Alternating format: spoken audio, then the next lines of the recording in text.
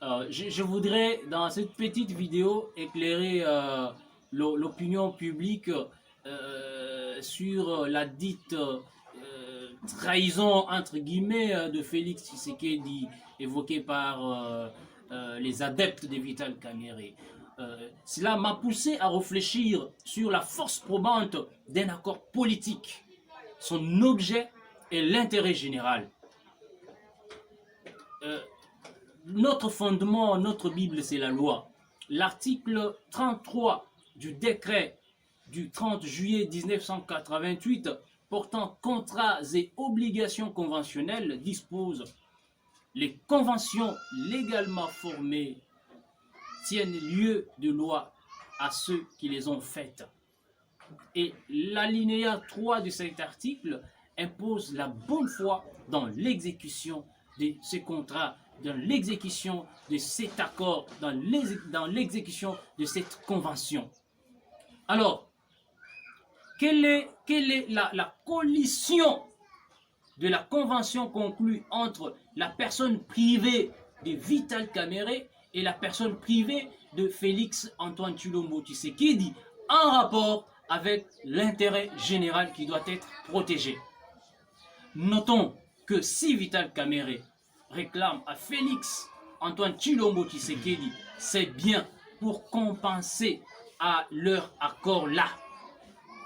Ça n'engage absolument pas les Congolais qui sont hors jeu. Et personne d'ailleurs n'en parlerait.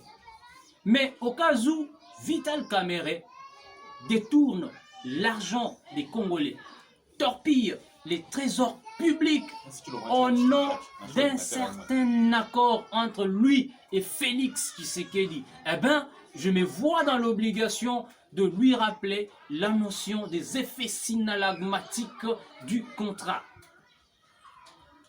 Alors, est-ce qu'on peut raisonner ensemble?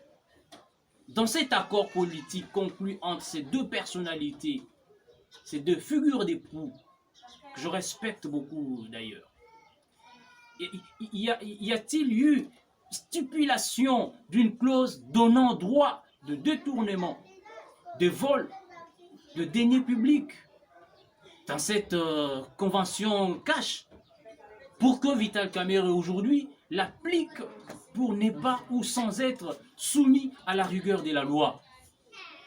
Était-il convenu dans cet accord de la formation d'une république bananière, une république des intouchables, ou de l'installation d'un syndicat des criminels?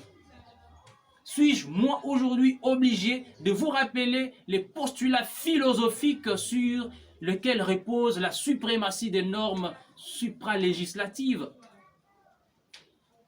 Quel était l'objet de l'accord cash conclu entre Félix Antoine Tshilombo Tshisekedi et Vital Kamerhe?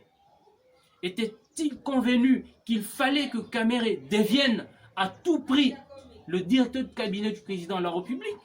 Vous avez la réponse. Tous, nous savons que l'accord parlait d'un Premier ministre et non d'un directeur de cabinet.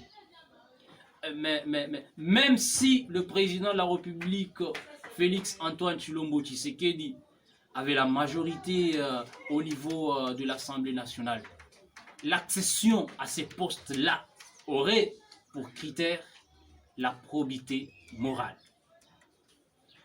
Donc rien, absolument rien, n'est à confondre avec l'intérêt général. Ces derniers devront être mis au premier plan et devront conduire les actions de tous les acteurs politiques.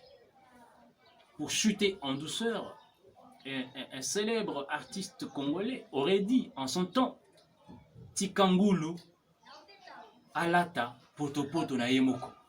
J'ai dit, je vous remercie.